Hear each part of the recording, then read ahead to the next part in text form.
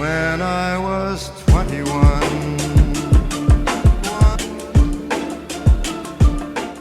What is going on, guys? Kooks46 here, bringing you a brand new episode of MLB The Show 17 Dream Cards. This is the series where we talk about all the different cards that we want to see in MLB The Show 17. You guys leave your suggestions, we take a look at all of them, and then we discuss 3 cards per episode. Thanks again for the feedback on the last episode, guys. We're still getting great feedback on every single one, so make sure you're still leaving your comments after every single video. So let's go ahead and get right into this week with my first dream card. This is going to be my pick for the week. I wanted to go with the pitcher.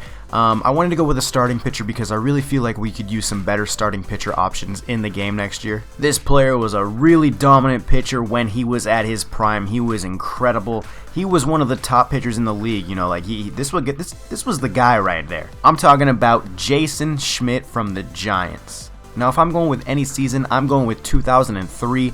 He was an absolute monster that year on the mound. He went 17-5, already a good record there. 2.34 ERA, really low. 208 strikeouts and 207 innings pitched, and he had a whip of under 1. He was an all-star, and he also finished second place in the Cy Young voting in 2003. I actually had the chance to see this guy pitch at one point. It was like I went to AT&T Park randomly. We were up in like Fresno or something. We're like, hey, let's go drive up to San Francisco and go see a game. So we went up there. This was back when Barry Bonds was playing. The crowd was electric when Barry Bonds was at the plate, and it was just as electric when Jason Schmidt was on the mound. This guy had really nasty stuff, and he could be a really big addition to any rotation on this game. Not really sure what I'd give him. I maybe would give him a 95, maybe a 94. I think he definitely would be a diamond, but I'm not sure which exact rating I would give him, but it's somewhere in that range. So 2013 Jason Schmidt is the first pick for this week. So now we're going to our first viewer suggestion of the week. 2 people actually suggested this card.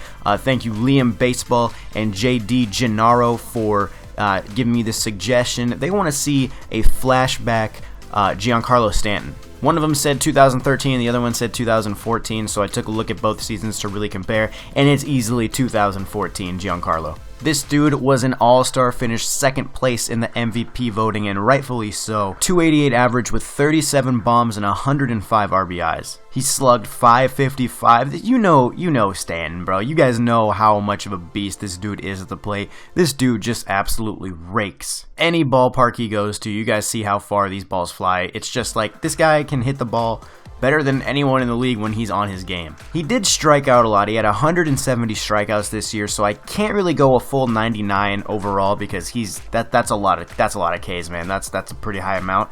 But I am definitely going to go at least a 97 with this card because you guys see how far he can hit bombs. You guys can see how good of a hitter he is when he is on his game. His live series card is pretty good as well, so we can only get better going with this Giancarlo Stanton flashback from 2014. So Liam, Baseball, and JD, thank you guys for the suggestion. And now we're going to the next viewer suggestion of the week.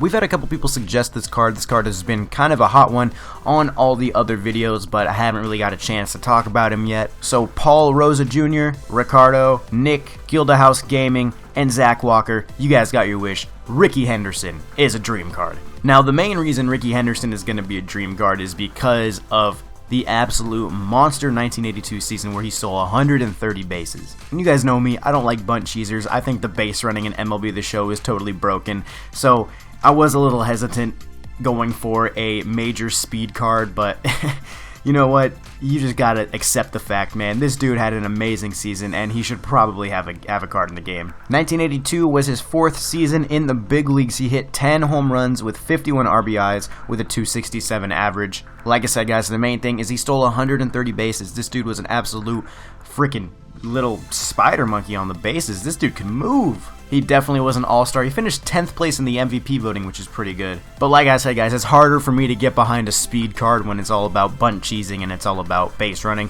But, you know, I just got to accept that that's part of the game. I don't know what I would give Rickey Henderson, to be honest, because his average and his home runs aren't very high. His RBI count is 50.